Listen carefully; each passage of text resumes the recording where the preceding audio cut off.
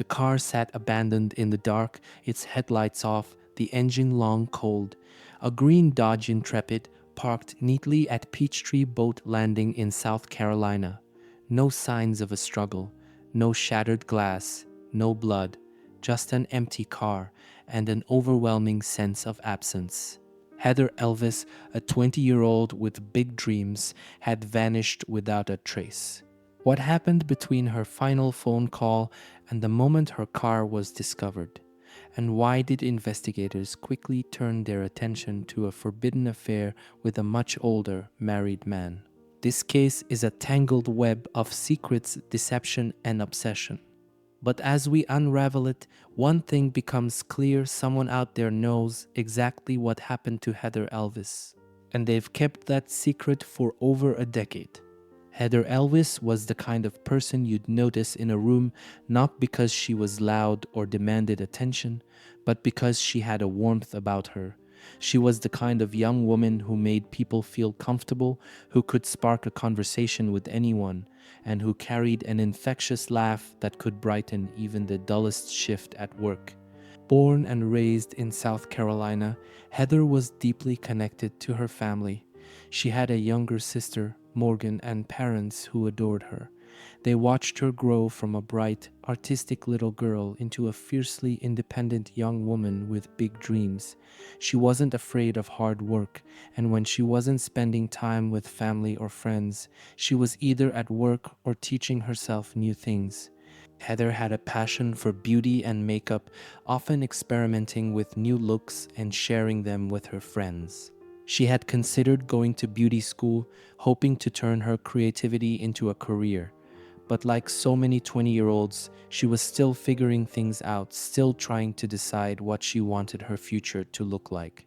By late 2013, she had just moved into her own apartment in Carolina Forest, a milestone she was incredibly proud of. She was still learning how to navigate life on her own, but she embraced it with excitement. To support herself, she worked at the Tilted Kilt, a popular pub and restaurant. The job suited her. She was friendly, social, and quick with a joke. Customers liked her, and her co-workers adored her. The restaurant had a lively atmosphere, and for Heather, it was more than just a job. It was a place where she felt confident and in control of her own path. That's where she first met Sydney Moore. Sydney was more than twice Heather's age, a maintenance worker with a wife and 3 children. He was the kind of man most young women wouldn't think twice about. He wasn't particularly charming, nor was he especially good-looking.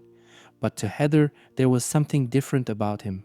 Their interactions started off innocent enough. Sydney often came into the Tilted Kilt for food, sometimes bringing his kids. At first, he was just another customer. But then the conversations started lingering. Sydney paid extra attention to Heather, and she noticed. It was flattering, especially from an older man. It began as playful banter, the kind that didn't seem harmful. But as weeks went by, the nature of their relationship shifted. Sydney started coming by the restaurant more frequently. He wasn't just a passing face anymore, he was becoming part of her daily routine. Then came the secret calls. At first, they were brief, just casual check-ins. But over time, their conversations deepened. Sydney confided in Heather, painting a picture of his life that was anything but happy. He told her his marriage was failing, that his wife, Tammy, was controlling, that he was trapped, and Heather believed him. She wasn't just a young woman having a fling. She saw herself as Sydney's escape. She thought he needed her. What she didn't realize was that she was stepping into something far more dangerous than she could ever imagine. In early November, everything changed. Up until that point, Heather believed she had control over the situation. She thought Sydney was the one making the choices, that if he wanted to be with her, he would find a way. But there was someone else who had a say in this. Tammy Moorer, Sydney's wife, was not a woman to be ignored, dismissed, or betrayed.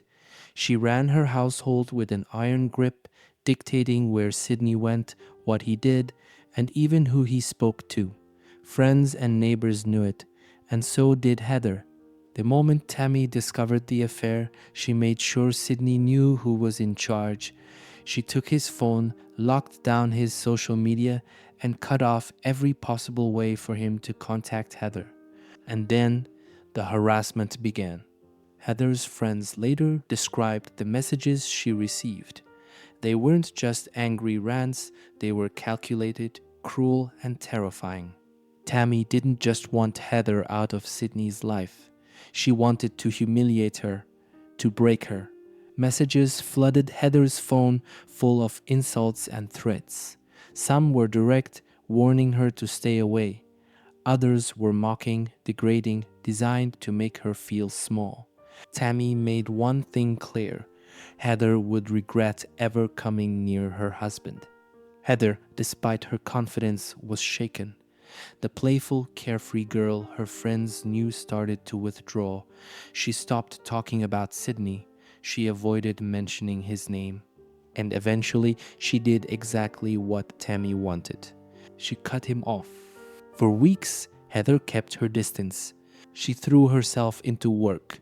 She tried to refocus on her dreams.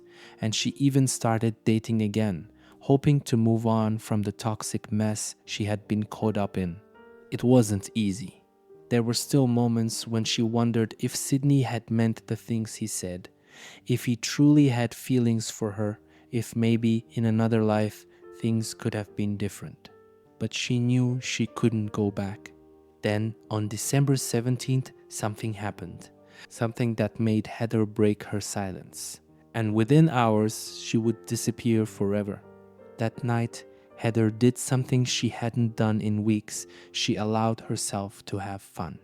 She had spent so much time trying to forget about Sydney, about Tammy, about the toxic mess that had consumed her life. And now she was finally taking a step forward. She had met a new guy, someone who made her laugh and reminded her that she was young, that she had a future ahead of her. They went out on a casual date, nothing too serious, just two people getting to know each other. Her friends would later say that she seemed happy that night, lighthearted, excited. She drove home sometime after midnight, feeling good. Maybe she wasn't fully over Sydney, but at least she was trying. That's when she called her roommate, Brianna. It was just after 1 in the morning. Heather chatted about the date, about how much fun she had. It was a normal conversation until suddenly her tone shifted. Heather hesitated for a moment, then mentioned something strange. Sydney had called her. Just like that, the mood changed. Brianna didn't know what to make of it. Why, after weeks of silence, would Sydney suddenly be reaching out again? More importantly, why did Heather sound so intrigued? No one knows exactly what Sydney said in that call, but Heather's behavior changed instantly. The confident, excited girl who had just been gushing about her date was suddenly preoccupied, distracted. After hanging up with Brianna, Heather called Sydney back. Not once, not twice, 4 times. Whatever he had said, it made her desperate to talk to him again. What could have been so urgent? Was he apologizing? Did he say he missed her? Did he ask her to meet? Or was it something darker? At 1:44 am, Heather's phone went silent. She never sent another text, never made another call. And when the sun rose, her car was sitting alone at Peachtree Boat Landing, locked, empty. Heather Elvis was gone. Heather always checked in. She wasn't the kind of person to vanish without a word, especially not overnight. Her roommate, Brianna, knew that. So when she woke up on the morning of December 18th and saw that Heather's bed was still empty, a sense of unease crept in. At first, she tried to reason with herself. Maybe Heather had stayed out late with her date. Maybe she had fallen asleep at his place and just hadn't thought to call. But by noon, the worry had settled deep. Calls to Heather's phone went straight to voicemail. Texts went unanswered. As the day dragged on, friends and family started reaching out, each one asking the same question: has anyone seen Heather? By evening, the fear was impossible to ignore. That's when police were contacted, and within hours, they found her car. It was parked at Peachtree Boat Landing, a remote, desolate spot near the Waccamaw River. Not a place Heather was known to visit, not a place she had any reason to be. The doors were locked, the keys were missing, her purse was gone.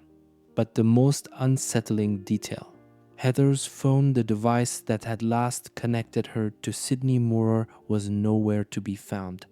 From the moment Heather was reported missing, investigators had a prime suspect in mind: Sydney Moorer.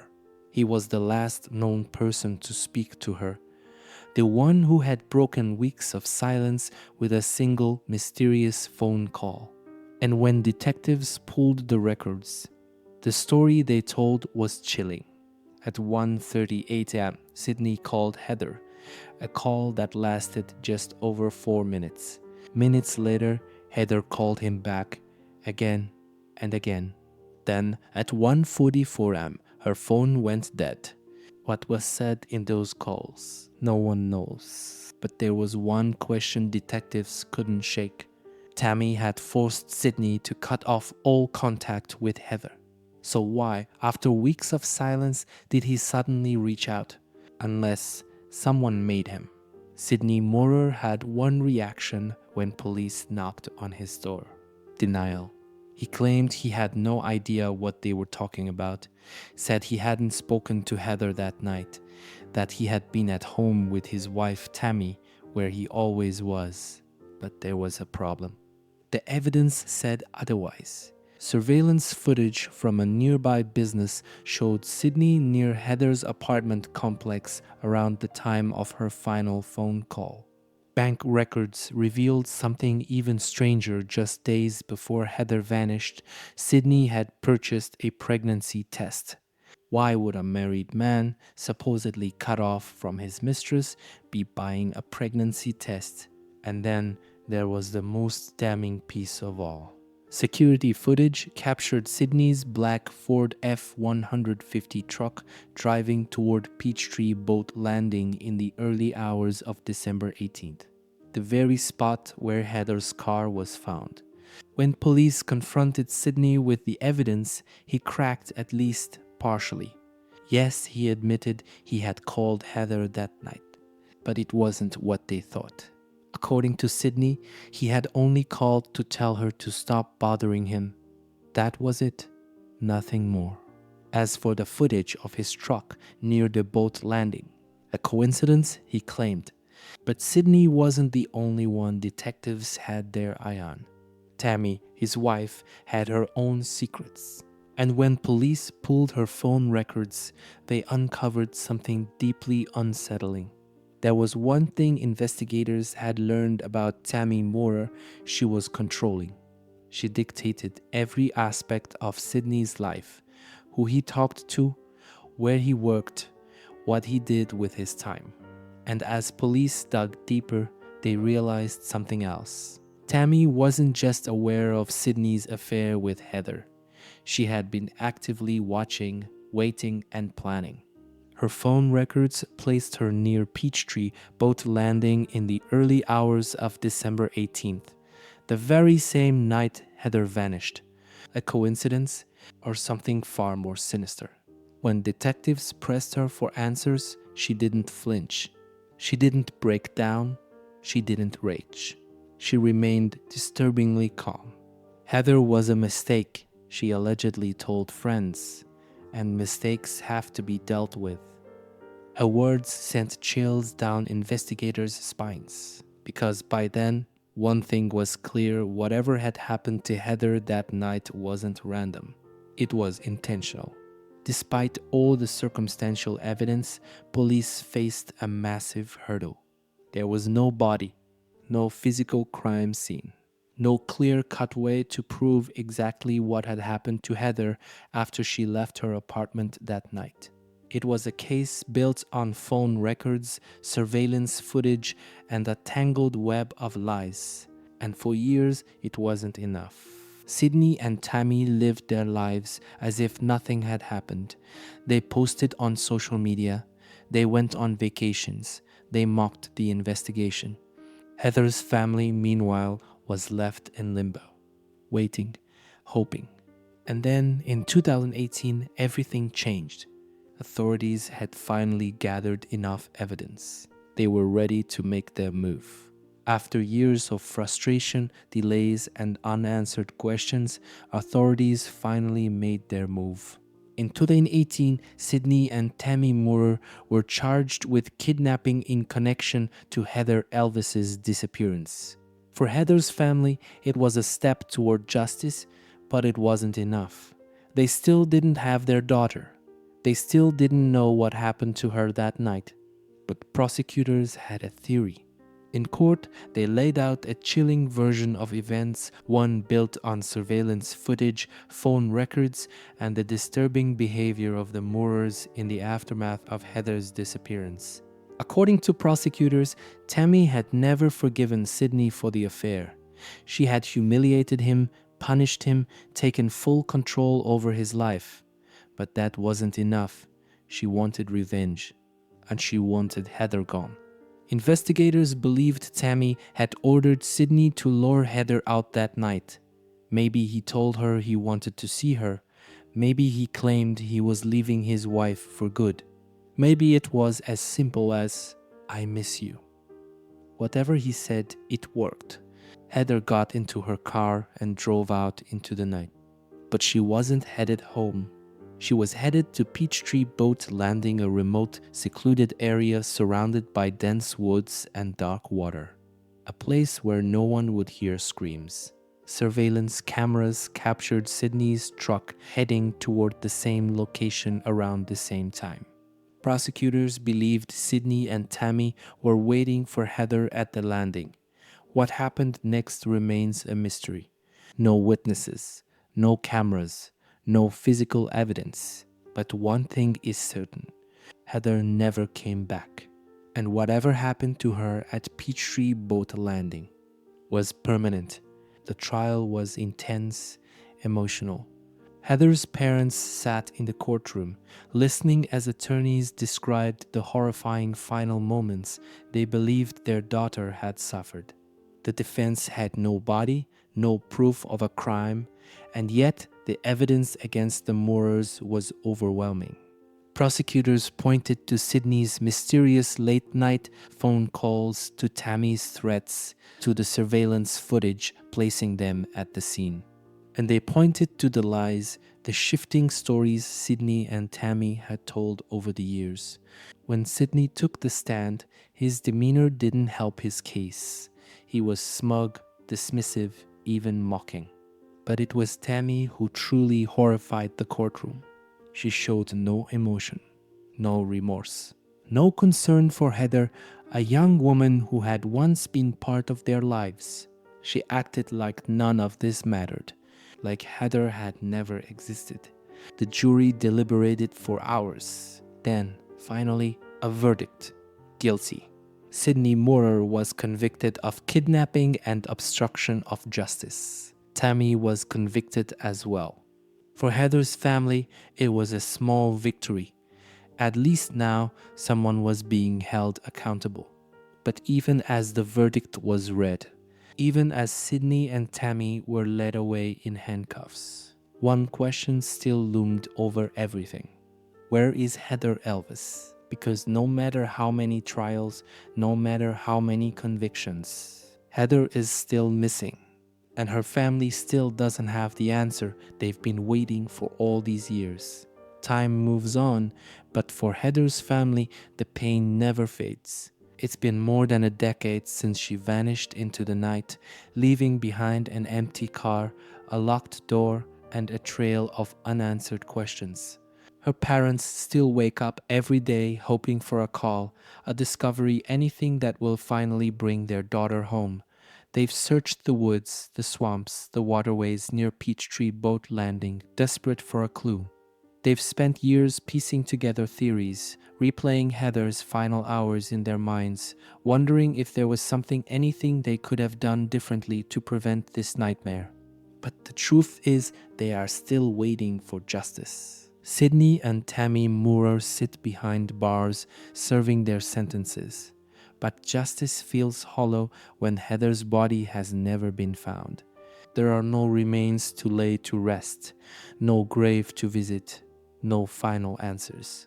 Because despite the convictions, despite the guilty verdicts, there's one terrifying possibility no one can ignore.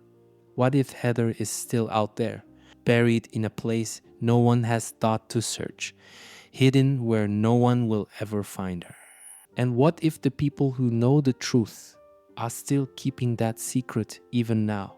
The question that haunts this case, the one that lingers over every theory, every piece of evidence, every courtroom testimony, is the one that has never been answered. Where is Heather Elvis? Some believe her body was thrown into the Waccamaw River, lost beneath the dark, shifting waters. Others suspect she was buried deep in the dense South Carolina woods, in a place only Sydney and Tammy know. Some even whisper about a theory more chilling than all the rest, that Heather may still be somewhere, waiting to be found, closer than anyone realizes. Did Sydney act alone? Or was Tammy the true mastermind, the one who pulled the strings, the one who made sure Heather never had a chance to escape? And if she was thus, she still holds the key to the truth. Because the one thing we do know is this: Heather didn't just disappear. Someone made her disappear. And someone, somewhere, knows exactly what happened to her that night. Could the answer to this mystery still be out there, waiting to be uncovered? Or has the truth been buried forever? This case remains one of the most frustrating and tragic disappearances in modern crime history. A young woman full of life and dreams was stolen from the world, and still, after all these years, no one knows where she is. Heather Elvis deserves justice. Her family deserves closure. And maybe, just maybe, someone out there knows something. If you have any information about the disappearance of Heather Elvis, please contact the authorities. Even the smallest detail could change everything.